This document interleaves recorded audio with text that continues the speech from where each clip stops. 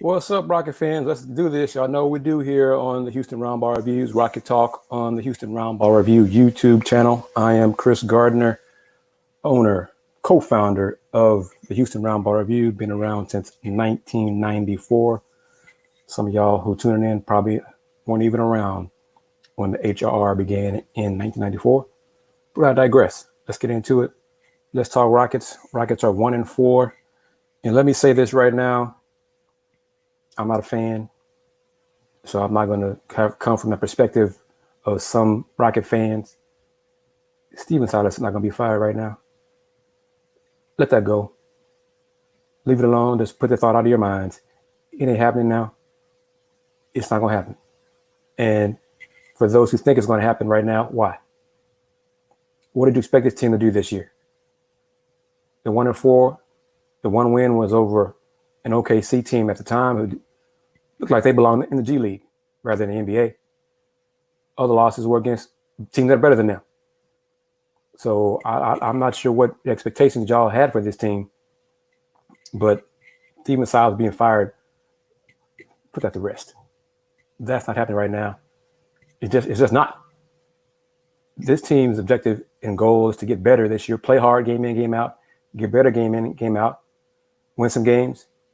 I think make the lottery, and then go forward next year and get better, and then think about the playoffs. But yeah, come on, people. Being a fan is one thing. Solo D-Lo, what's up? Thank you for tuning in. We're talking Rockets. I got two clips I'm gonna play, from one from Scoot and one from Jalen Green from following today's practice about facing the Lakers in Staples Center Sunday and Tuesday. But Rockets youngsters, being from the Bay Area, being from California, Fresno, in Jalen Green's case, and just their thoughts on playing inside the Staples Center.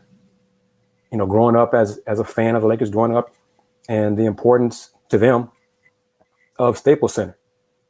You know, my generation, it was Boston Garden, or it was Madison Square Garden in New York, or whatever. Staples Center has become this generation's mecca, this generation's iconic venue. So I'll play those shortly. But yeah, Scoot, KPJ, Kevin Porter Jr. said, and Coach Silas also said, that the plan is for Scoot to participate in Sunday's shoot-around hours before the Lakers game to test the ankle. And if the ankle is good to go, he will play Sunday night versus the Lakers. Sunday night's game is a 9:30 p.m. start on a Sunday night. That's kind of rare. And that's kind of late for an old man like me. But Rockets, and let me say this. I saw the Lakers-Cavs game Friday night. The first quarter, Lakers were awful. 10 turnovers in their first quarter, tossing the ball all over the building. I think even one of those passes was intended for me. I mean, just awful passes. Russ trying to do too much. Bron trying to do too much. AD trying to do too much. It was awful. They cut that from 10 mistakes to 5 in the second quarter. Short at halftime, and finally, fourth quarter, I think had 2 turnovers. And Alpha G, evening to you. Thank you for tuning in. Fusion Velez, thank you for tuning in. Lakers finally decided to keep the ball and not give it away to the Cavs, and made shots. Melo made shots. Despite LeBron, I think at one point he was 1 for 10 from three-point range versus the Cavs. The Lakers as a whole shot the three well. So Rockets, Lakers, the next 2 games, it's like a homestand for the Lakers, Sunday and Tuesday. Coach Silas mentioned that the Tuesday matchup will be a little different in preparation because they'll have Sunday's game to go over and learn what to do differently in Tuesday's matchup versus the Lakers. So it'd be kind of almost like a playoff kind of vibe to it, playing the same team 2 nights and 2 games in a row. But man, Rocket fans, the young Rockets, they can feast on these slow, old-ass Lakers. Cleveland youngsters were racing past these old head Lakers for the first half, especially. Then the Cavs kind of forgot who they were and forgot what got them the lead, and then try to they give flat passes to the Lakers and played slow and started jacking up shots and missing shots. And a lot of the Lakers, old heads, Melo, Avery Bradley played well for the Lakers. So his defense was a key to the Lakers' win over Cleveland Friday. So I assume we'll see Avery Bradley play versus the Rockets Sunday and Tuesday. Brother Bazemore just didn't seem to have it Friday night for the Lakers.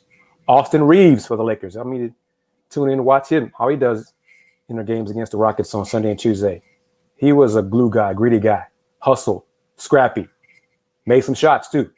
Spark plug off the bench for the Lakers. So I'm kind of curious to see how the young Rockets handle the older Lakers, with future Hall of Famers and all those great things. But I'm getting back to it. Rockets, Utah's better than the Rockets. Y'all know that. What did y'all expect the Rockets to do against Utah? Utah's better defensive team, more experienced team, play together longer than the Rockets. Got one of the best defensive players in the NBA for them. And the Rockets shot 9 for 44 from three. Ain't gonna win doing that. So add it all up. So good point here. This is a good point. I'm kind of curious to see because Şengün's, he struggled against the taller Rudy Gobert. You know, a lot of dudes do. Why wouldn't he? But his first time going against Rudy Gobert here in the NBA, he struggled. He was kind of tentative too with some of his moves. And I've said to you on these previous Rocket streams, teams are beginning to scout Alpe's moves on offense, his spin moves. So he's going to have to make some different moves, different adjustments, go quicker on some of his moves, shoot quicker sometimes, not just rely on a pump fake or a spin move. So he's got to do better. But it's a test. It's a learning experience for him. And one thing, KDC, thank you for tuning in. The translator, Alpe's translator right now, I've seen it on my YouTube channel, Houston Roundball Reviews channel. Yeah, he's not the greatest. You know, he's not Denise, and I forgot the other. I never knew the name of the other translator prior to him, but he struggles. The current one is struggling with the English language, let alone, and I'm not even sure he's a basketball guy, which kind of does not help in the translation when Alpe's talking. So, but he is who we have. So I'll just leave it at that. Fusion, it's funny you say that. I'm working on scheduling an interview with Denise in the next few days. I reached out to her yesterday to try to schedule an interview with her sometime next week based on her schedule. But she has a job in Turkey. You know, she does sports. She's a sports analyst, sports reporter, you know, there. So I'm trying to iron out our schedules and see if we can get together and record a conversation with her that I can post on the Houston Roundball Reviews YouTube channel, hopefully next week. I've had a few interviews had to be rescheduled that I was planning on, and one just fell through completely. So I won't mention them and bash them, but that just fell through. But, you know, hopefully Denise will be able to join me at some point next week, and I'll get that interview, and we'll work on all that, fine-tune, get her thoughts on how Şengün has done so far for the Rockets, and a few other basketball things. So yeah, that's in the works.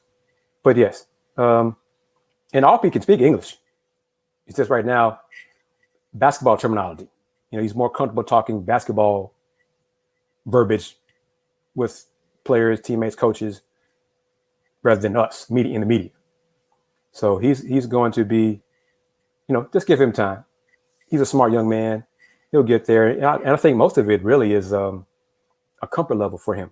He's not comfortable enough yet to speak English, to have conversations in English with us yet. But he's getting there, because I see him in practice toward the end of practice, joking around with the coaches and the teammates. And I know most of the Rockets aren't talking Turkish back to Alpe. So I know he's even though some of them are learning a few words here and there. But I know Offie's talking English with them. So he's getting there. James Tryon, thank you very much. How you doing? What's up with you? Let me play real quick with just the first of 2 clips I got. And if you haven't already seen these in their entirety on the YouTube channel, I posted Coach Silas's not quite his full session with us today. Jalen Green and Scoot are all on the YouTube channel, as well as Kelvin Sampson, U of A head coach, his comments after the Cougs red and white scrimmage. So first up, let's see if I'll pull up first. Thoughts on this? Jalen Green refers to LeBron James as kind of a superhero. I hope this comes through because once again, the Rockets had us meet availability on the practice court. And that's not the best for media. Y'all hear other stuff in the backgrounds and everything, but we do what we can and do what we do with the best that we can. So here we go. Jalen Green first up. Still at it, still doing it. Nah, I mean, you kind of look at LeBron as like a superhero in a way, he carries himself. Like he's been in the league for so long, and he's still moving the way he's moving, putting millions on his body. So, I mean, it's just showing that's paying off, and he's still healthy, still doing his thing. Is there something special about playing at Staples Center, that specific venue for your generation? Well, I mean, LA close to home, Fresno, 3 hours from LA, so that's like right up the street. And then during pre-draft, that's where I was the whole time. I was based in LA, so I kind of made LA like a home. So yeah, I mean, it's gonna mean a lot to be at Staples. Have you thought about how long you want to play in the NBA? As long as I can, until the wheels fall off, or until I just can't no more. So, and to be here for a while, 15 years plus, on top of that, whatever I got left in the tank. So yeah. What do you think about Jalen Green trying to play as long as he can in the league, 15 years plus? And let me say this: every time I'm up close or see practice, seeing it on TV, you really don't get an idea of how slim, slender, skinny Jalen Green really is. I mean, he really is a slim young man. He's tall, 6'6", 6'7", but young fella is slim. He knows it. He's gonna, get stronger. He works out weight room, but right now he's just so slim. So his aggressiveness going to the hoop, sometimes he is, gets bumped off with little nudges here and there that the veteran players get away with. And, he has to adjust to that. He was more aggressive against Utah, finally got to the free throw line compared to the first 4 games when he had no foul attempts, no free throw attempts. But he knows all this. I hope he doesn't get fined for his little comment he said to us at the end of his comments today about why he thinks he did not get any free throw attempts in the first 4 games. And he just said, because I'm a rookie. I didn't get the calls. And, NBA sometimes it's kind of sensitive about bashing or criticizing officials. So, but I'm sure Rocket fans will pay the fine. Y'all chip in and pay the fine if the league comes down and fines Jalen Green for the little comment about it. Y'all can chip in. Fugitive Les probably got that in his sock drawer or whatever to chip in and take care of that. Or Solo D-Lo can chip in. Y'all start a GoFundMe and pay Jalen's fine if the NBA does reach out and do that. Oh, yeah. KDC for sure. Definitely. I do for sure. I see teams. Hold on. Let me get it right. For sure. I think teams they're searching him out because he's slim, but also because he's a rookie. So, that goes hand in hand. Coach Wall could cover it. Alpha G, you are correct. Coach Wall could cover it for sure. I hope y'all saw that. Did y'all see on social media the clips of Coach Wall and Jalen in a little one-on-one battle? If so, what y'all thoughts on that? Because I'll add some thoughts based on what y'all say. But I'm sure all of y'all Rocket fans will chip in for it. I'm just tossing it out there. NBA may not even hear about the comments Jalen said, which, well, I doubt that because, I mean, they got eyes and ears everywhere when it comes to officiating. But what are your thoughts on the little one-on-one?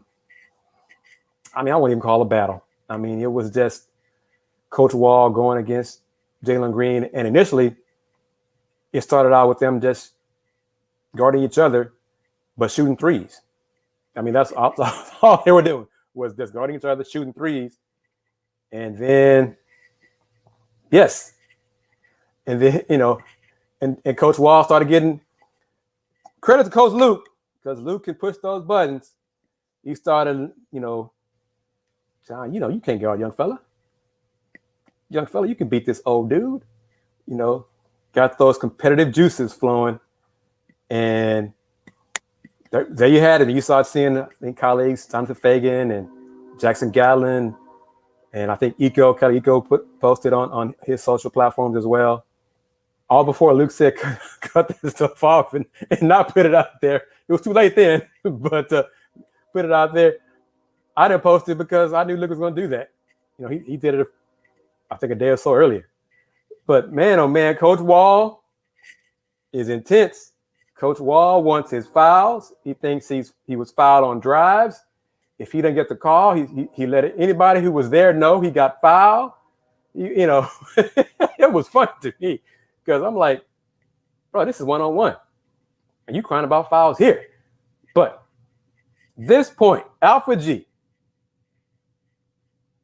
this point,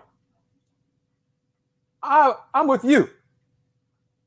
The Rockets did not want media, us, to put that out there in social media. My thing, this is me talking personally. I'm not speaking for my colleagues. Personally, I would think the Rockets would want clips of John Wall and what he's doing in practice and how he looks in practice. So, I mean, I don't get it. How else are teams going to judge or get some sort of gauge on how John looks if you're just going to see him on the sidelines in his uniform? Excuse me, not uniform, in his street clothes. So I don't. How are you going to? How can you have it both ways? You want to trade for him and get something for him that you think is reasonable, but you don't want any footage of him, team seeing any footage of him working out in practice. How do y'all figure that out? How do y'all balance that out? I don't get that. So, but I'm speaking for me, and I don't know if I cut it off on Jalen's comments of his from Thursday or Wednesday about it, but Coach Wall, and I've said it here, okay, it looks like John is not in tip-top NBA shape. Okay, I've said that. I said he's put on a few LBs. I don't know how many, it could be 5, whatever. But John yelled out for us to hear his percentage of where he thinks he is right now. And I'm not sure if that was put out anywhere else, but y'all who are tuning in right now, y'all let me know what number you think Coach Wall shouted out. Because, my show, Houston Roundball Review on YouTube, he said it. They didn't tell us we couldn't repeat it. So y'all tossed it out there. What y'all think it is? What y'all think John said, Coach Wall said about where he is right now in terms of basketball shape. But, seriously, I'm very serious. I'll tell you, if y'all guess right, I will say so. I'm not shy. I've been doing this quite a while, so I'm not shy. It's not a secret. He said it to the media. We were there. He said it. Now, I'm not sure if the cameras are still rolling with everybody else, but I know what I heard. And I know Jalen took the high road. Jalen said, no, John's in good shape. He's ready to go. He still got it. Vet still got moves. But I think Jalen said he won 5. No, I think he said, I forget who won. 5-4. Scores 5-4. I forget who. No, it had to be 5-4 Jalen. But Jalen wanted to run it back because John was like, well, you're younger than me. You're in better shape than me right now. And 90% is wrong. We have the correct answer right here. That's what Coach Wall said out loud for us, that he is right now at 70%. Yes, 70%. Bingo. Solo Dilo, when I get to a point, if and when I get to a point where I can start giving out gifts to my loyal viewers, you got something coming your way for getting that correct. So I want to get to that point as well, where I get to a point where I can reward people for the loyalty to the channel, because most of y'all been here since the beginning of these shows. So, and I appreciate that. I really do. So thank you very much for that. Answer this question. How do I think Wood and Alpe's chemistry is going? I think it's going great. I really do. I mean, they do too. You know, both of them have said they like the chemistry that the two of them have, Alpe Şengün and C. Wood. I think it's going great. No question. I really do. I think it. C. Wood he knows where to be when Alpe has the ball. You know, he's going to look for Alpe's passes, whatever. So they're developing it. Alpe has said he and C. Wood developed the chemistry more during training camp in Galveston. And it's just getting better game in, game out, practice after practice. So I think it's going great. And y'all know, I've said it before. I believe it's just a matter of time that Alpe Şengün will be starting. It's just a matter of time. And I'm not slighting the vet, Daniel Tice. I think Şengün has surprised the Rockets with how well he looked in Vegas, how well he looked in preseason, and how well he's done so far in this young season. So, and I think he'll just continue to get better. And as long as he continues to improve, why not start him? Which brings me to, I'm going to bring this up before other people do it. And I'm not hating on him whatsoever. I hear it all the time. I see it on YouTube. Hell, I hear it from some colleagues waiting to go and talk to the Rockets. Why doesn't Armani Brooks play more? Well, Armani Brooks' defense is piss poor. Individually, team defense, it's poor. In the game against Utah, yes, the game was a blowout. Yes. But did y'all see at times how lost Armani looked on defense, who to match up with? In transition, who he was guarding? Okay, if I see it, if y'all see it, y'all know the coaches see it. Okay, and you're going to say he's their best/second best three-point shooter. Okay, but what good does it do if he makes 1 3 but gives up 4 points in 2 possessions? What good is that doing the team? So Armani, 1 for 3 from 3 against Minnesota, 8 minutes. 1 for 2 against OKC in 6 minutes. Utah, 1 for 5 from 3 in 15 minutes. In those 15 minutes, he had 4 fouls. Okay, think about that. 15 minutes, he had 4 fouls. 2 rebounds. The 2 boards he got against Utah were the first rebounds he got this season in his playing time. That's not good enough. He needs to do more than just be a 3-point threat if he wants to get consistent minutes. He cannot look lost on defense. And I'm making it up. I'm not bashing him. I'm not pretending I know what I saw. He looked lost on defense. That just can't happen if he wants to get consistent minutes. Y'all know that. Y'all know basketball. Y'all are smart people. Y'all are basketball fans. Most of y'all have followed the game a long time. But see, James, I'm going to go with this. This is what I say to my colleague as well. If he looks lost in the games, then chances are he's looking lost in practice on defense. And if he's doing that in practice, why play him? If it's not clicking for him yet, on defense in practice, then what is Coach Silas supposed to do? And this is after Coach Silas has said a week or two ago, and I think the day after Armani signed his contract extension with a guaranteed first year, that Armani's defense has improved. Armani said his defense needs to get better. So if Armani's defense, according to Coach Silas, has gotten better, and yet he still looks lost, well, goodness, that just indicate where he was before. So he needs to do more than just stand behind the three-point line and shoot threes. He is 3 for 10 from three right now in 3 games in a total of 29 minutes. Yeah, I understand it's not a lot of minutes, but if he wants to get more minutes, then does he need to play better defense?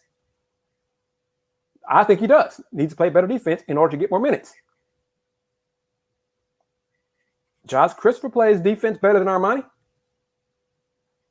Armani is not going to beat on Eric Gordon or DJ Augustine. So in order for Armani to get consistent minutes,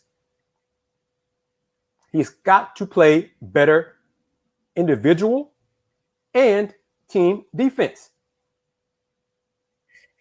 And in these 3 games, 1 assist in 29 minutes, 5 fouls, 2 rebounds. Folks, those are the numbers. So that's that's the numbers. And real quick, just popped in my old head. Denwell House won't play the first 2 games of the trip versus the Lakers. That injury, the foot sprain, which is a shame too, because he finally had a good game, finally shot the ball well, and then he got injured. So right now, House is just, he's got bad luck. He snake bit, whatever negative cliche you want to talk, negative sports cliche you want to talk about. That's what House has right now. So, I don't believe it's long-term, severe. He is going to go on the trip with the team. So there's a chance, hopefully, that he could play in one of the 5 games on this road trip. But it for sure will not be the first 2 against the Lakers. So let's keep that in mind. What do y'all expect to see from the turnover-prone Lakers, the younger turnover-prone Rockets? What do y'all expect to see Sunday? Like I said, Rockets, they can score in transition against the Lakers because, Lakers defense was poor. KPJ, KDC, I think, let me go ahead and play it. Let me go play that right now because I mentioned it right at the top of today's show, but I'm going to play what Scoot said so you can hear from him about his status for tomorrow. I think this clip is part of that. Just for how you're feeling, how you're doing there health-wise? Health-wise, yeah, I'm doing good. Just trying to strengthen this ankle. It's been bothering me this year. And I'm just getting used to wearing tape and everything like that. But my health's been good. I'm just working on re-strengthening it, but it's well. Do you expect to play tomorrow? Yeah, I want to go out there and give it my go. We're going to see where it's at. Shooting around, but I should be good. Even though you're in the league 3 years, you still want to play the Lakers and Staples. Yeah. You smile at that. Why is it? Because, since I was in college, we played in Staples against TCU, and I was hurt that game, so I never played. And in Cleveland, I was hurt with Staples. Last year, I didn't play Staples, so every time my team played, I was hurt. So definitely want to play this time around, and it should be fun playing these Staples. No problem, KDC. Thank you very much for the question. And that's happened to be one of the clips that I got. But yeah, I think, and I got laughed at by one colleague, maybe I'm nuts, but I think the Rockets could win one of these 2 games against the Lakers. I really do. Tuesday looks more doable because the Lakers may take them for granted based on Sunday. But the Lakers are going through some struggles on defense too. They lost a lot versus Cleveland. They blew that big lead against OKC and lost. Their pick and roll defense, they're not on the same page a lot of the time. Their help defense is late, didn't know where to be. There's a lot of strolls through the hoop for the Cavs. They got beat in transition a lot in the first half Friday night. So the Rockets have some opportunities to take advantage of. It wasn't. The thing that struck me about it, Alpha G, was Scoot said he finally getting his ankles taped. Man, you in the NBA going the third year and you just not getting your ankles taped? It's good to be young. Boy, because, man, I think that's a must to get your ankles taped. But, wow, it must be nice. But Lakers got advantages with their height and their bulk in the front court. Well, a lot of positions, but, they have that advantage against a lot of teams. They had the bulk advantage against Cleveland, but not the height advantage against their front court with Markkanen, Jared Allen, and Evan Mobley. But transition defense, the Lakers, they looked really bad early through the third quarter. Their defense looked like trash for the most part. And then Avery Bradley got more minutes. Austin Reeves got more minutes. Then they started figuring things out on defense. Did a better job on the perimeter. So then everybody else realized, oh, we're doing this on defense. Oh, you want me to help? Oh, okay. I should be rotating this way. Oh, okay. It just seemed to click. But Tuesday, I think one of the two, I think the Rockets could win Tuesday. And, it wouldn't shock the world. It wouldn't shock me. It wouldn't set anything on fire that the Rockets are not going to be a playoff team or all that kind of stuff. No. This could be taken advantage of playing the same team 2 consecutive, games. Something as simple as that. But the goal is to get better. And one thing, I want to see KPJ take care of the ball better. Go Hein. Thank you for tuning in. Appreciate it. Because I'll play the 2 clips you missed in a few minutes, one from Jalen Green and one from KPJ to catch you up on that about facing the Lakers. And Kevin Porter Jr. gave an update on his ankle status. He'll find out more for sure and shoot around Sunday morning if he's good to go. He's aiming to play Sunday night against the Lakers because he has not played in Staples Center yet.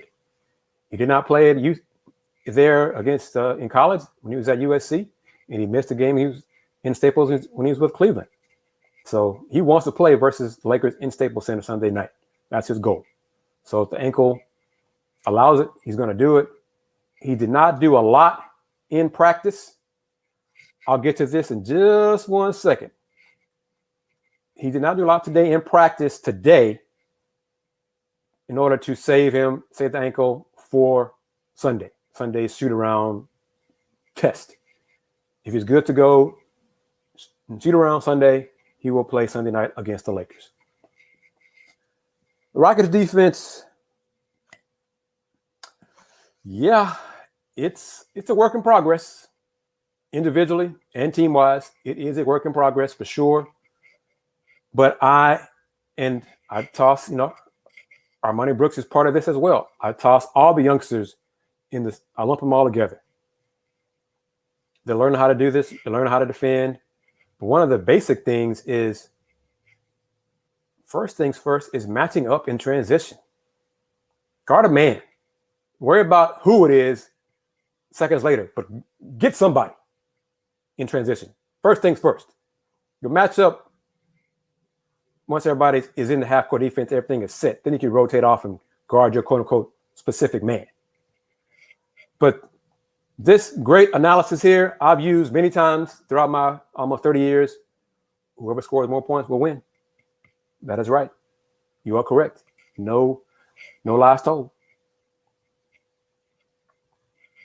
Rockets got to make a lot of threes. They cannot shoot 9 for 44 from three like they did against Utah. Just can't. But I think Utah's a better defensive team than the Lakers. Lakers trying to figure things out too defensively. They played better defense in the fourth quarter specifically against Cleveland Friday night. But they're trying to figure things out as well defensively. The Lakers have more, despite no Ariza, no Wayne Ellington, no Taylor Horton Tucker, no Kendrick Nunn, despite missing, I think, at least 3 of those guys would be part of their core 9. Their offense, shooting-wise, Lakers aren't that bad. They just turn the ball over so much, led by Russ. Russ is just tossing the ball all over the place. He did a little bit better in the second half Friday night. But y'all seen Russ. Y'all know how Russ plays. Russ sees stuff that we don't see sometimes. He tries passes that you're like, what the hell, Russ? What was that? But when he settles down, you're like, that's the way to play Russ. But Russ, after all this time in the league, he ain't gonna change. This is who Russ is. This is what you see from Russ is what you get, good and bad. But coaching in terms of Jalen in what way?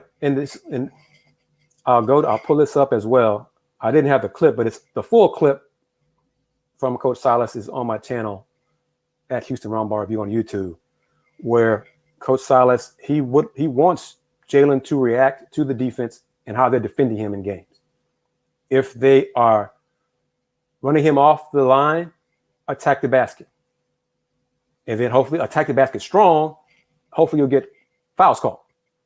And then go to the line and make your free throws. If they're playing under the screens, shoot the shot from the outside. Get a better, Jalen's got to figure out how defenses are playing him. And then, if not, go all the way to the hole, penetrate, defense collapses, kick to the open man. He's still learning he's still processing how to do all that. He'll get there. But Gohan, missed it here. Apparently, Trae Young, James Harden, dudes that live at the foul line prior to this season aren't getting fouls called their favor. And those are vets.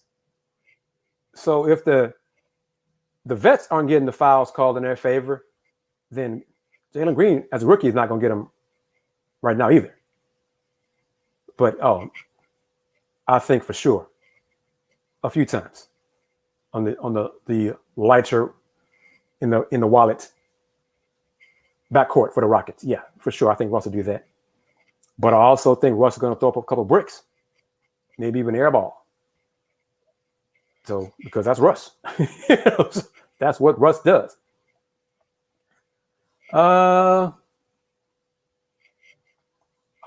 He works hard, and if y'all didn't read the article in the Chronicle by Jonathan Fagan about the form, about the ball between the legs that Coach Lucas is utilizing with Alpi to shoot and to square up better on his form for his shots. That's a help. Alpi's base was too wide on his shot. Throws off his shot. And his shot was not consistent. His form on his shot was not consistent. If it was consistent, it was consistently bad. That's not going to be an effective way to make shots. If your form is bad consistently, you're not going to be a good shooter. If your form is good consistently, eventually you're going to start knocking them down. So he's learning to get better form and technique on his shot. So that's going to get there. But yeah, Russ is going to turn the ball over. We ought to do a poll of like an over-under on Russ turnovers tomorrow versus Rockets. I'll set it at 6. Will anybody take the under in that. Russ in turnovers over under 6. Anybody think Russ will get less than 6 turnovers against the Rockets Sunday? So I'm serious. Does anybody think Russ will get less than 6 turnovers against the Rockets? So far, over. Fuse of Legs being funny with under 8. Okay, but no one is taking under 6. No one. That's Russ. We're all in agreement. That is Russ. So, I mean, no one thinks Russ will get less than 6 turnovers against the Rockets. And he might get another quadruple double. Points, rebounds, assists, and turnovers. That's Russ. And let me be clear, because I don't want him to hunt me down and kick my butt. Russ is a great dude. I mean, he is a great dude, man. He's as real as they come. Straight shooter. You know, I never had a problem with him. I did not have a problem with him when he was here at the Rockets. You know, took him a little bit to trust me, but I had no issues with him. You know, talking to him. You know, I wasn't Barry Trammell in Oklahoma. I never got that treatment. But Russ, my man is so relentless, and he is so headstrong.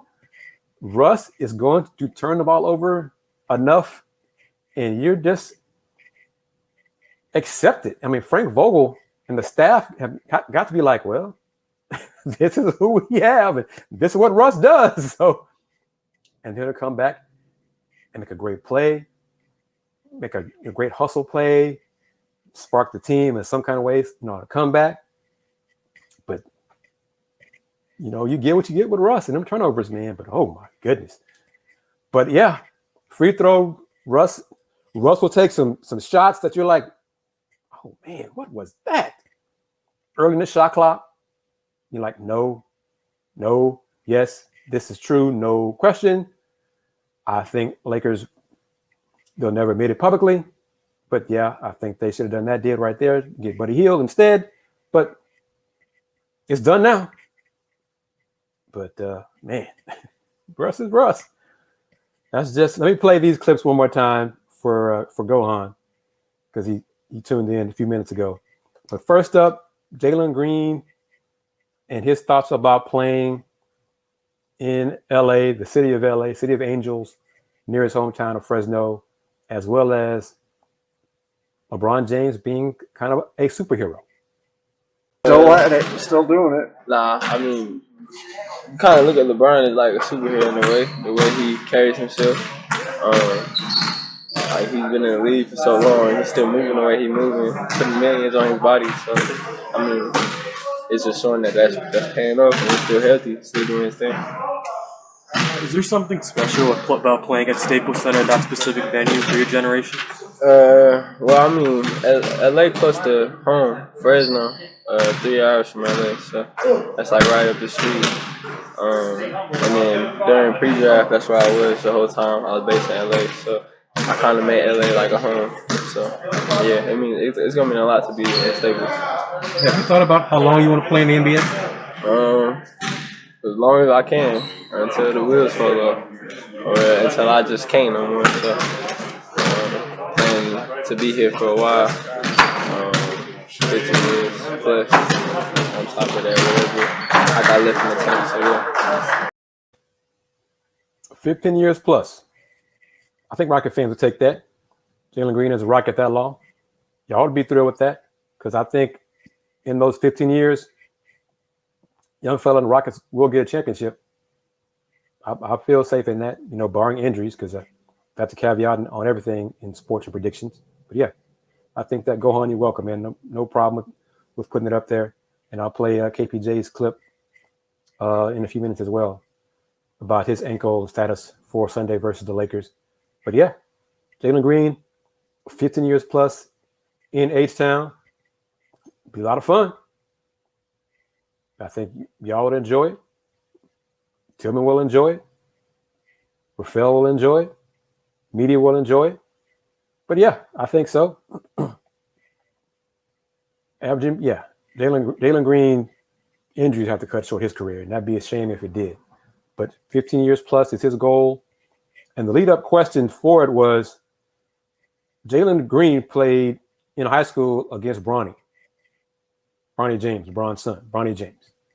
And now Sunday he's going to be playing against LeBron James.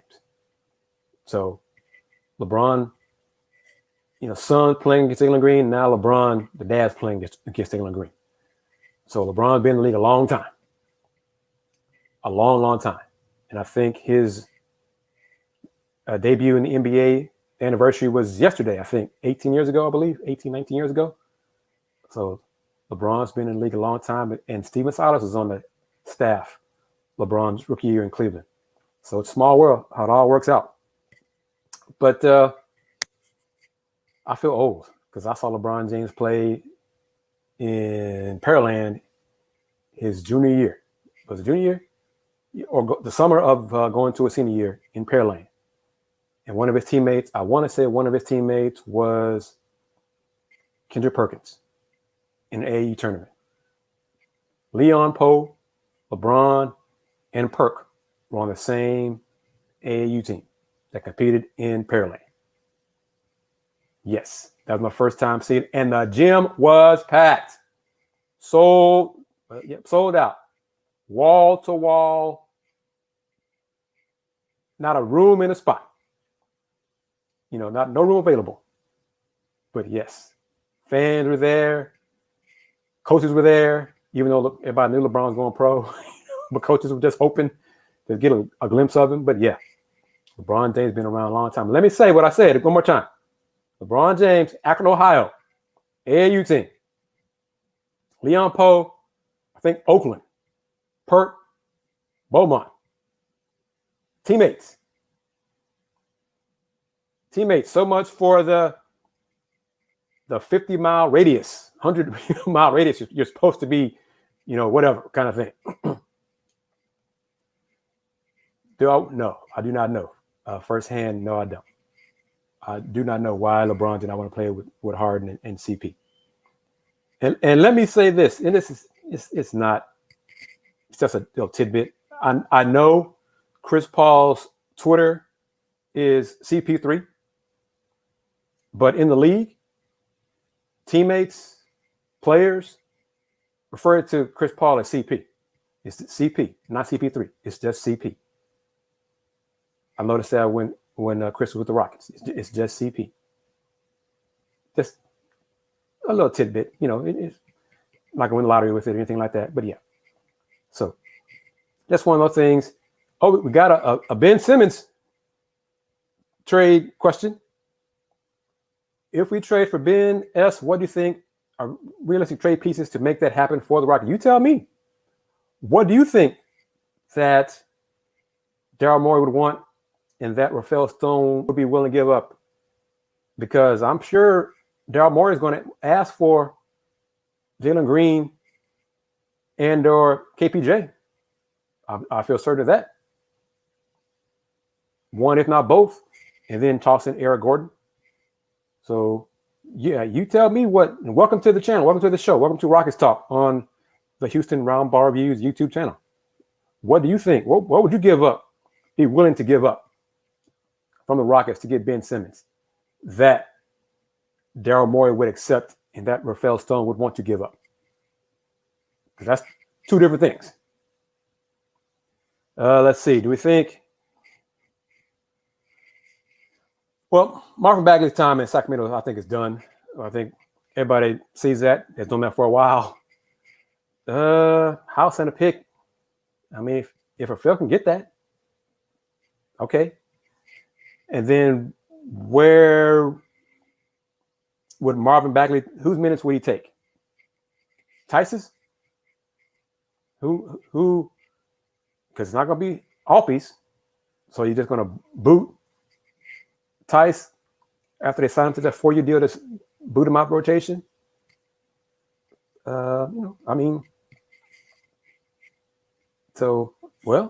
Backup center. Okay. Fusion Velez, backup. No. So Tice. Okay. Do y'all think do y'all think would Sacramento do that? And what kind of pick? One of the Rockets' future first?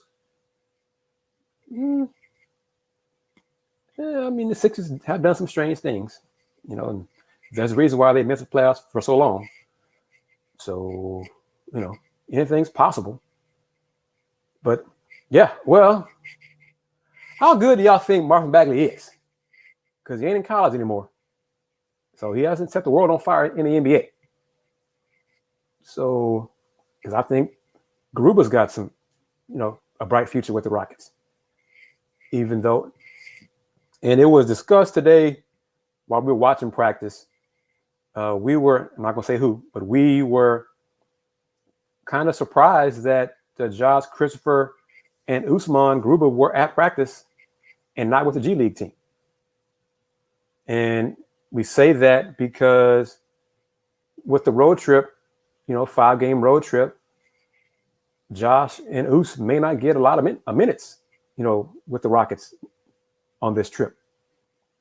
But there are enough days to practice, which is probably the reason why they're still with the team and will go on the road trip, because there are enough days to practice that they can, work with the big club rather than go down to the G League. So just a thought, because I did kind of wonder that, because I do think it's going to happen when there's a lot of games in a short amount of time and not a lot of practice time available. I think Josh and Us will go down to the G League to get that run and get some experience that way to work on their skills. Oh, I think Silas trusts Josh Gohan for sure. Coach Silas trusts the rookies. I think most of the rookies he's impressed with, almost all of them. I think all of them he's impressed with them. They've played well. They work hard. They're getting better. They want to learn. They're willing to listen. Coaches love that. So yeah, the issue is, and we've touched on this through all these Rocket talks, is how do you balance EG's minutes, DJ's minutes, and then the youngsters' minutes? Because you're going to play Eric Gordon and DJ, consistent minutes. They're not playing Josh consistent minutes. So that balance is right there. Let me go back up here, see if I missed anything. Yeah, I mean, Josh is not a playmaker. He's learning to be a playmaker. He makes some bad passes, and it's part of him learning that position. So that's not really his true position. He's learning how to do that here. So I think that'll come in time and experience. He could benefit from that. Get that run at playmaking in the G League. So that's why I think that's going to happen. And it just makes sense for Josh and Us to spend time with the Vipers, to get that experience, to work on the skills that the Rockets will want them to utilize in the NBA. Nothing wrong with the G League. Nothing wrong with doing that with the Vipers. It makes sense. That's what it's for. So, but yeah, it's not a trust issue. It's just Josh needs to make better decisions with the ball. So, and welcome. I wonder where you were. Jalen Green is a future GOAT. Did you miss my clip? Because I've already played it twice from Jalen so far. Because, I don't want to bore folks with it, playing it a third time if I don't have to. But it's on the YouTube channel at Houston Roundball Review to check it out in its entirety. But yeah, EG, he is the best scorer off the bench. And the Rockets need that bench production. So that's, as long as they play the vets, the youngsters will not get minutes. So yeah, but that's where we are. It's the balance of how many minutes do you give the vets, and how many minutes do you give the youngsters? That's I've said here that if anybody's new to these Rocket Talks on this channel, I think the Rockets should let the youngsters play. Period.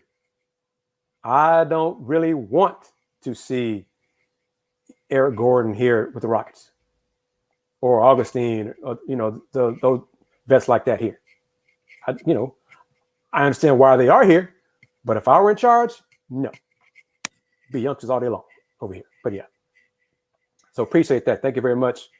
With that, Garrison Matthews in the G League rotation. Yeah. And let me say, because we didn't record it, and I'm not even sure if they would have allowed us to record it or not. But today, after practice, and what we were able to see, what the hell is at the end of practice? The Rockets had a almost a staff-wide half-court shooting contest. Players, coaches, video coordinators, everybody. I mean, everybody. And it wasn't knockout, but I'll just say I'm assuming, but it's dangerous, that if somebody made a half-court shot, there would be some paper being exchanged, some earnings, some incentive was involved if you made a half-court shot. And I'm telling you, there were some of the Rockets staffers switched some half-court shots, and then some. I think security kind of shoots like me from half-court and wasn't close at all. And then there were a couple of players that damn near broke the backboard on their half-court heaves. But off the top of my head, remembering which players made half-court shots, Jalen Swish, Armani Swish. I don't remember. I think it was a few Rocket players made half-court shots, and then one, and it was, because like I said, this was open to almost anybody, because I was afraid they were going to let us bring the media out there to do it too. But somebody yelled out for Coach Lucas to get involved, take a shot. And Luke had the great response, I got to stretch first. And then he started stretching out, never took a shot. He didn't do it, but it was hilarious, man. It was good to see the fun that the team was having as they began the 5-game road trip. So it's kind of like a team bonding deal that they did, but it was great to see the laughing. I think when one or two staffers made a three, folks were shocked when they made threes, but it was just fun to see. It was fun to see some of the bricks, fun to see some of the air balls too. But it was a lot of fun to see everybody laughing, smiling, having a good time before they talked to the media. So today was just kind of lighthearted what we got to see, but it was cool to see. I kind of enjoyed it just to see a different side of the Rockets before they go on a 5-game road trip, because road trips in the NBA, they're tough. And these youngsters going on the road for 7-8 days, it's going to be a grind. And if they lose the first 3, the first 4, and then that 5th game, it's going to be tougher than usual, all kind of things. But it was good to see. So, all right, Gary, let me comment on this. Okay, because I was going to ask you about that. Going to the lottery anyway, yes, I believe that. But Gary Bankston, what do you see? What is your prediction for wins for the Rockets? And I'm no shade, whatever your answer is, because it's your answer, your opinion. But what do you think what are you predicting for the Rockets win total this year? So, because I'm kind of curious just to see what you think. And it's not, and see, RC,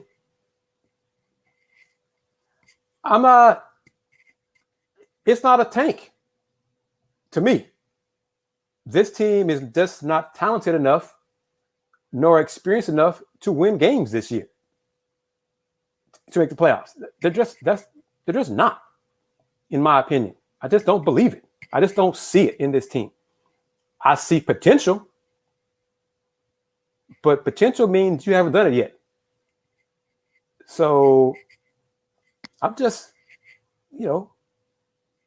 they're going to lose a lot of games this year.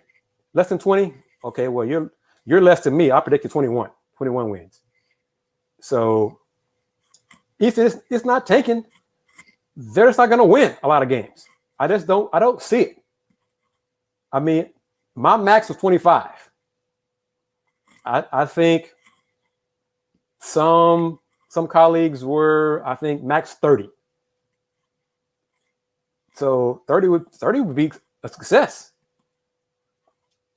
in total of wins, but I think it'd be kind of bad because the more wins they get, the greater chances of a lower pick in the lottery. And I continue to say that the Rockets need one more high lottery pick to fit on this team to be ready to make that jump to be a playoff team. And like I said, my stated goal for the Rockets is in the future to be a championship contender for 4, 5, 6 years, not be in a play-in for 4, 5, 6 years. That's not the goal. The goal is to win a championship. And to win a championship, you need better talent, better chemistry, and more experience. So that's where I am on that. But it's doesn't mean they're tanking, because this is what, and I top four pick, and at some point, if the losses do begin to climb and mount up, we can look sometime in 2022 discuss college lottery picks we think the Rockets should get, who would best fit on the Rockets, make the Rockets better. We can do that down the line. But just enjoy what we see. Enjoy this team, the youth on this team. This Paolo Banchero's name been tossed around here and in other places a lot. Yeah, I think he'd be great here for the Rockets. So the Rockets are going to be. I want to see both of them a few times in college this season to get a better gauge and answer that question better.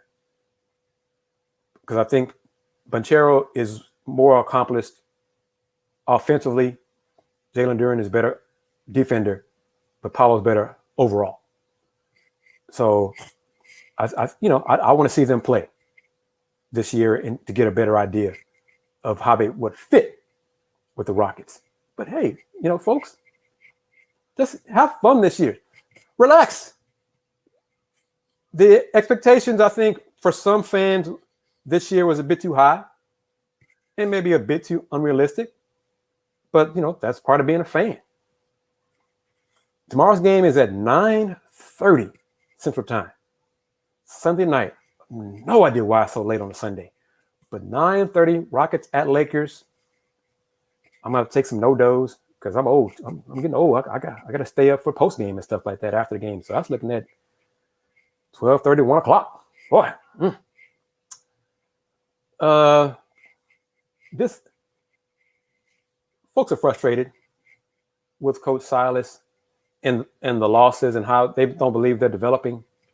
Gohan, I think Coach Silas. I think people are just almost also forgetting Tillman ain't firing Coach Silas right now and eating that money right now. I'd be shocked for the financial reasons if Tillman does that. So oh wow. Evan Mobley's look good. Scotty Barnes will look good as rookies. Yeah, this is me. I'm with DB Sauce. Just have fun this year. That's what this is. Get better. Just have fun. We've seen a lot of rookies look good so far. So, yeah, I think that's what this is. Just have fun, get better, look for improvements game to game, and hang your hats on that. They'll get some wins here and there. Yeah. See, yeah. Tillman is not firing Kevin McHale after, 11 games? Stephen Silas after 11 games. No. Don't see it. because that's not going to change the results. Because again, the goal is to be a championship contender for 4, 5, 6 years consistently, not a play-in contender for 4, 5, 6 years. Y'all don't want that. Y'all don't want the Rockets to be around 8, 9, 10 seed every year. Y'all would go nuts if that was the case. Y'all don't want that. Y'all want 1, 2, 3 seed every year. Y'all want Rockets to be home court advantage every year, right? I think, rather than 8, 9, 10 seed every year. So, and Coach Silas is learning this team, these youngsters. They're learning him. So that's part of this as well. These youngsters, you'd be surprised. I mean, I think some of y'all are realizing that the NBA is difficult for guys who've never been in it before. So, I just pump your brakes a little bit. Realize they're going to get better. Game in, game out. In Jalen Green's case, he's going to get bigger, stronger, which he needs to. That's what it's going to take part of it. KPJ needs to cut down on his turnovers because he's doing that, 8 one game, 9 another. That's not helping. He's learning how to balance out between being a scorer and a passer. So and he's learning a new position. Difficult. So they need experience. And that's part of what this season is for. They could surprise people and win games with the talent, but at some point, the Rockets may go on a winning streak, and then the NBA will realize, oh, this team has talent. We can't take that for granted anymore. and start playing them harder and better and tougher. Then what will the youngsters start doing then? So, this is the part of to use that term, part of the process. They're fine. I mean, the Rockets have a good young core. So far today on this Rockets Talk, no one has come out and bashed Christian Wood. We've had, Daniel House finally played one good game and then unfortunately got hurt, sprained his foot. But, it's just hopefully the House injury does not spread and be contagious like last year. As long as this team is healthy, they're going to be fun to watch. And they should be competitive most of the time, game in, game out. And as long as they do that, I'll accept that. I'm good with that. Talk to them after each game. Listen to what they say. And most of it probably will be cliches. But sometimes it's going to be good, deep conversation, answers, and not just stuff we'll hear all the time. But this is part of it. 21 wins for me. Some of y'all in here said 19, 18, 25. But yeah, my man Brendan is not on here to say 33 wins. I don't believe anybody's seeing that. But Cade Cunningham had his NBA debut, or has, with the Pistons this evening versus Orlando. Rockets host the Pistons on November 10th, Wednesday, 6:30 p.m. on ESPN, I believe. That'd be the only ESPN game for, I think, both teams in this season, unless either one of those teams surprises greatly and wins a lot of games. It becomes a must-see view and is added to the schedule later on in the season, which I don't see for either one of those squads. But yeah, Rockets Pistons, something to look forward to. November 10th, and the quote-unquote rematch will be December 18th in Detroit on a Saturday at 11 a.m. 11 a.m. I still don't know why in the world that game will be at 11 a.m. but it is. So there we go. KJ Martin, answer this question. I get it a lot. I get it a lot from colleagues. One in particular. He's behind. Well, he was. He was behind House. House is now hurt, so he should get his minutes. And he was also behind David Nwaba. Well, House is out, so KJ should be bumped up. So I mean, the rotation, the bench rotation was Şengün, Gordon, House, and Nwaba.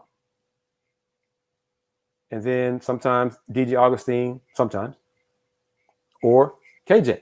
I'm going 10 or 11 deep right there. So, but House will not play at minimum the first 2 games of this trip. So KJ should get some minutes versus the Lakers. He's on Sunday and Tuesday. So it's up to him. And he's learned in just his second year in the NBA to stay prepared when his number is called, produce. He's done that. Yeah, Fusion Velez, Rockets, Pistons, Saturday, December 18th, 11 a.m. in Detroit. Yes. I remember it because that same day, U of H is playing Oklahoma State in Fort Worth. And I don't think that game is at 11 a.m. So, but yes, Rockets, Pistons, 11 a.m. Yeah, in Detroit. Yeah. So I guess they want fans to get there for brunch and get out. I don't know. I don't know. I'd have to see if Detroit is having some type of theme for that game. What the hell theme can you have at 11 a.m. on a Saturday? What could be your theme to bring fans into the game? I don't know. I'll look into that. But yeah, we'll see. But it's there. Mimosas for everybody. Bottomless pitchers for everybody. But yeah, so including the fans who are watching the games here in Houston. Man, the media, mimosas for everybody. That'd be a hell of a watch party for somebody, Carbach or whatever here in town. Have a watch party for that game and have mimosas starting flowing at 10 o'clock in the morning. Man, y'all never get through that game. Some of y'all. Man, but anyway. Yep. All right. Let me see. Rockets, Lakers, Kelly Olynyk. Let me say this because I've seen maybe 2 or 3 of the other Pistons games so far. A little bit of tonight's game. Kelly's struggling to make threes. Detroit needs more athletic big men than Kelly Olynyk. He might be the tallest because Isaiah Stewart is not 6'11". So Kelly might be the best athlete of the 6'9", 6'10", 6'11 guys on Detroit's team. And that should tell you something right there. So, but yeah, he's played well. He's passed up some shots. I guess he's struggling from the 3-point line, so he's starting to think about it too much. So he's missing some threes. But, I saw Coach Green today at practice. Coach Gerald Green, the mayor of H-Town, was at practice. He didn't participate in the half-court shooting, which is going to surprise me. But Gerald Green's there. But, I mean, it was just the Rocket staff. Everybody was there participating except Luke and Gerald Green and Sagana Jop. So, which is weird. But it was just a lot of fun, lighthearted, good-natured, bricks, air balls, swishes from some folks who surprised. But yeah, it was good to see. A good way to go out and get ready for the road trip. So good to see, Gerald Green there. And, he's on staff now. So he's helping the youngsters work on their games and get better and do his job. So it's good that the Rockets are doing that for Gerald Green, and Rockets have, I guess they'll announce it, I'm not sure, soon, but they have, in addition to their international scouting department, may not be able to be allowed to say who it is yet. That might be why he rescheduled our conversation, because it has not yet been announced officially. So I'll just keep that hush hush. But he's got ties to the city as well. And I said international scout, so international. He's going to travel going overseas to see talent for the Rockets. So yeah, but this person also has ties to the city of Houston. He's not Gerald Green. He's not the mayor, and probably not even a deputy mayor, but he's known in basketball circles too. So yeah. Which translator? The current one, or Denise? Because Denise and I trying to get an interview with her. She won't be on Rockets Talk, but I'm trying to schedule an interview with her in the next few days to post on the YouTube channel. It's working on that. So this great minds think alike, Fusion Velez. But we shall see if she'll, get on there. And hopefully, I need to follow up with her to see what day is good for her. No, Gohan, Denise, as in how Fusion spells it, Denise. You got jokes. No, her name is Denise. But yeah, that's the numbers. Yeah, like I said, he's struggling from three, and he passed up some threes today in the bit I saw before coming on the Rockets Talk with y'all. But yeah, no. But yes, I reached out to her. She agreed to do it. Now we just got to hammer out a schedule, a time that she and I can agree to do it. So that's what we're working on for that. So I'm trying to do different things to add to the channel for the content. But yeah, she was nice enough to join, be a guest on one of our first Folks Talking Sports episodes, live stream shows that might be like the second or third show. She was here for that, a few days right after the draft. She was in town with Alpi. She agreed to be on the Folks Talking Sports, so she was on there. So nice woman, smart, knows sports. It's nice of her to be on the show. So trying to get her for an interview. It's a little bit something different. And heck, who knows? Try to get her on Rockets Talk. But obviously, because of the time difference, got to make that work. That'd be kind of cool if I get her on to do one of these with y'all. Y'all would have to behave. So, no, Alpha G. The international scout has ties to Houston. He's not an international player. He's from Houston. He's just going to be one of the Rockets' new international scouts. So let me slow down my speech so we're clear on that. But yes, this person will be one of the Rockets' new international scouts, but he has ties to H-Town. So there we go there. So yeah. All right. Rockets Lakers tomorrow. Rockets, y'all got Rockets to win Sunday, Tuesday, neither, or both?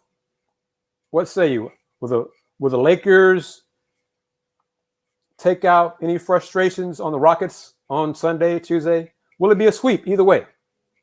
Will the Lakers win both? Will the Rockets win both? I don't think anybody believes that. Or will it be a split? Lakers win both or Rockets split? What do y'all think? Lakers have been bad. Their defense, oh my gosh, their defense has been. The first half versus Cleveland, we could have probably scored against the Lakers in the first half. All of us, me and y'all, probably could have scored against the Lakers in the first half, Friday night. They were awful. Just awful. But then they turned around in the second half, especially the fourth quarter. So I got two splits. Lakers will try to dominate us. They'll try. I think that they're going to try. But if they keep giving the ball away, they're going to have problems. So I'm telling you, Gohan, we could have scored against the Lakers in the first half Friday night. We could have. They were awful. But they found a way to get the win, and they pulled away, going away. They won going away because the Cavs youngsters stopped playing, stopped doing what worked. And, so the Rockets youngsters can run with the Lakers Sunday night. Scoring transition, but the Rockets have to take care of the basketball. They cannot give the ball away. And Melo made like 6 threes Friday night, 6 or 7. He did a good job. But the Rockets, they should be able to score in transition against the Lakers a lot. Even after made buckets, they should be able to run the old dude up and down the floor early and often. That should be part of the game plan. We all know that, but the Lakers do too. But the Lakers, their defense, okay, Gary Bankston, the OKC collapse by the Lakers could have been a wake-up call. But that first half for the Lakers against Cleveland, their defense, Lakers defense was bad. It was bad, especially the first quarter. Cavs scored in transition, open threes. They weren't defending pick and rolls. It was bad. I mean, pick any part of defense, and the Lakers sucked at it. But they got it together a little bit in the second half. Made some adjustments. No Malik Monk in the second half. More Avery Bradley. More Austin Reeves. Yes, Austin Reeves. Hustled, scrapped, got after it. So I'm kind of curious to see what Christian Wood does against the Lakers' big men. I'm curious to see what Alpi does against the Lakers' big men. But the Rockets guards got to run and gun. It'll help. It would help if Eric Gordon is hot. So it's going to be fun. Going to be interesting. But don't be petty. I'm quite sure you're not alone in that assessment. Lakers being bad makes a lot of folks happy. That's not petty. That's real. Who is we, RC? I mean, it was discussed a while ago. I mean, during the offseason, because I think, heck, even Christian Wood mentioned it in one of his post game, one of his media sessions, where I think he even said, might have been media day, where he said it was the first time he had heard himself in trade rumors. So, but not right now. No, I don't see that. I think as Daniel Tice mentioned Thursday night, I hope EG is also tutoring Jalen Green about how to finish at the rim and finish through contact, draw contact and finish at the hoop. I hope Eric is doing that with Jalen as well, because youngster needs to learn that. But Evan Mobley looked good against the Lakers. He's looked good thus far this young season. Scotty Barnes has as well. This rookie class is strong. It's solid. Jalen Green's had his moments, 30 piece. This should be a rookie class that is good for years to come. Part of the future of the NBA. So wrap it up here. I think we got the majority of folks think the Rockets will lose both games to the Lakers Sunday and Tuesday. A couple had predicted a split. Right now, yeah, I'd say so. I'd say, yeah. Mobley and Barnes are ahead of Jalen in rookie race after 5 games, yeah. But it's 5 games, that's okay. And I think the Cavs and the Raptors both have more than one win. I think that helps too in the rookie race. Jalen, he's had one moment he needs to have more moments on offense, more shining moments. Oh, interesting question. Go, Hunt. Interesting. Oops. Everybody's chiming in real quick now. Do I think the Rockets will change their jerseys anytime soon? Maybe. I heard Duarte's look good for the Pacers too. Yes, I saw him, and he's an old head, 24 years old, old rookie. He's looked good. Yes, I think so, because I know that, and I'm not saying it's has been discussed like to happen immediately, but I have heard some discussions of changing the color of the seats inside Toyota Center. So based on that kind of answer, if they're going to change the color of the seats, then they might change the color of the jerseys. Do y'all like the Rockets? What is it? The Jae'Sean jerseys that are the Columbia blue colors, like the Oilers, the old Oiler colors. Y'all like that? That Columbia blue? Know what I'm talking about? Alan Luna, man, the patch. That's money. That's sponsor money. They're not going to change that. So, it may not be a great looking patch, but it's money. So Gohan doesn't like the H-Town jerseys. So, and then Jalen, so two different folks. Jalen likes it, says they are the dopest of the jerseys. But, I think it would not shock me if the Rockets do change a jersey color in the near future. Say near, I mean, not next season, but I think changes in the building are being discussed. I mean, the building's been around a while, so they want to continue making upgrades and things like that. So I think jersey changes might be in the pipeline also. Well, Alpha G, I guess you're the second person that said the patch is ugly, that sponsor patch. Which I kind of think if you're the sponsor, you need to notice what folks are saying about that patch, saying about you. I think more folks agree with this. Like the black jersey is the best. I think folks agree with that. Yeah. So another person, boy, the patch is boo-boo. All right. Well, y'all need to hit up the sponsor and let them know y'all need to do a better job on the patch. Okay. Hit them up. Maybe they'll change it, modify it. What do y'all say? Y'all would like to see different about the patch? Colors, different colors, background colors. What? The mustard, ketchup and mustard. That's classic tradition. That's not many folks hate on those. I mean, that's just the best. It's the best look. A PNG instead. The patches are not it. Well, okay. Y'all have spoken. Anybody want to chime in to let me know if Ryan Hollins has gotten better? See, this comment by KDC,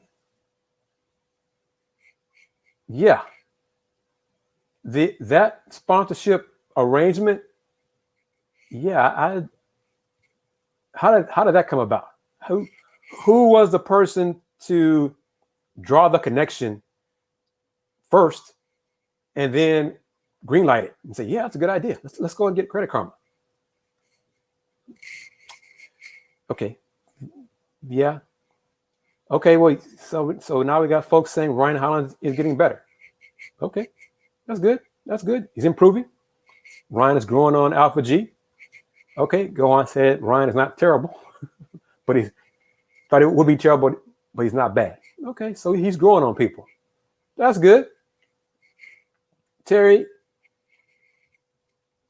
C. Wood has gotten bigger, a little heavier. He's,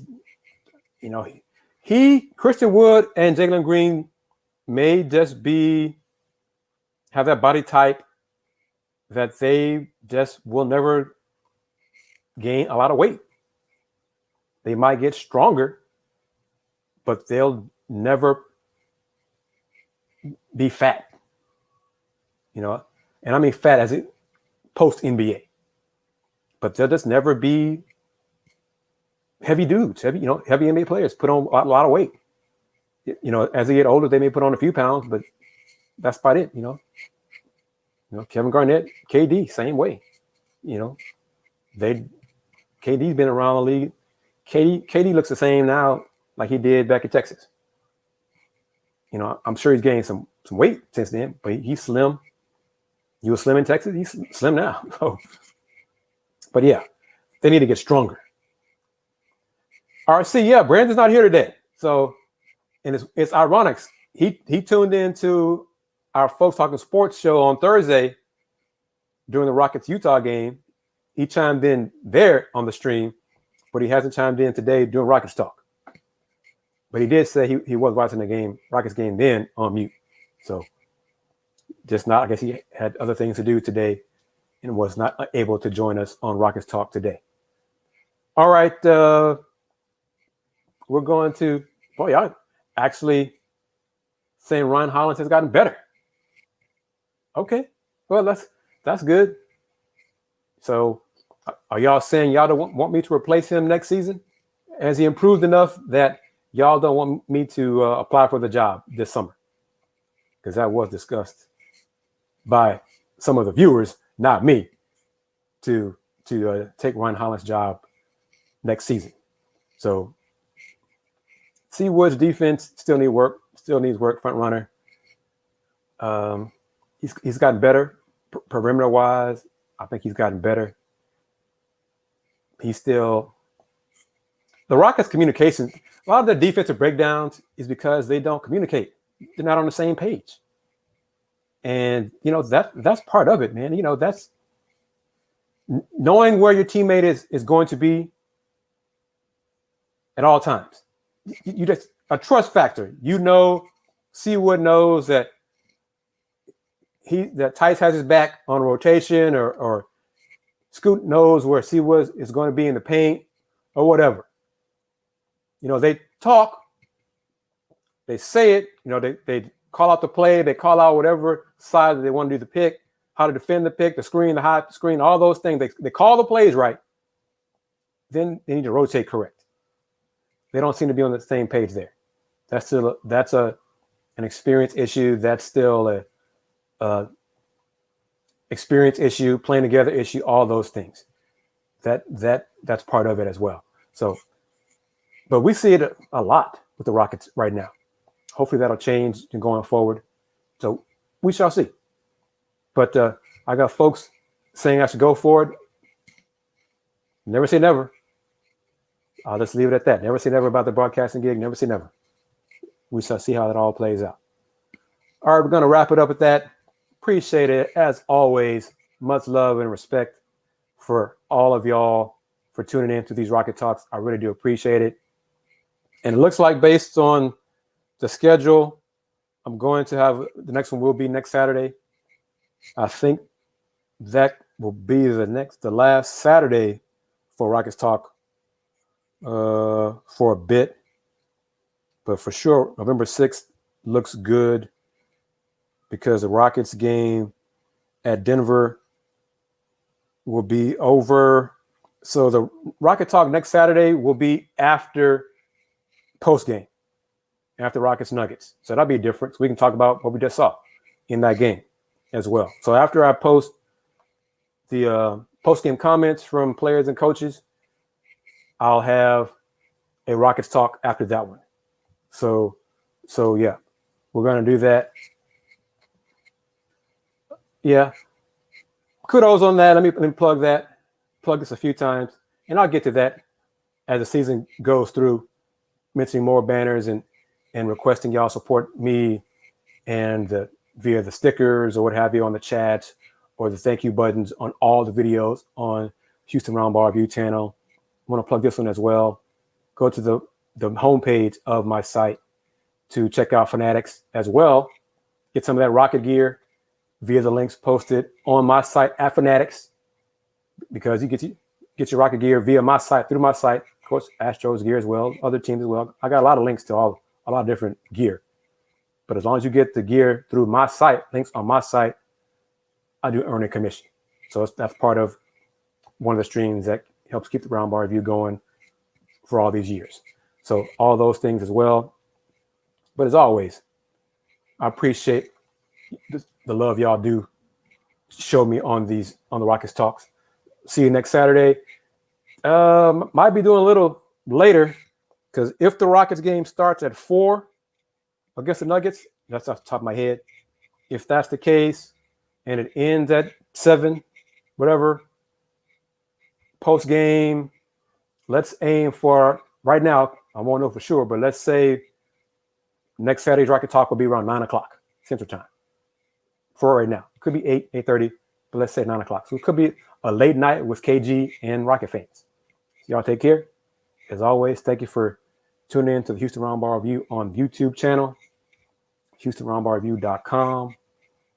Local name, global perspective. See you next Saturday. Y'all take care. Be good to each other. Treat each other with respect. Peace.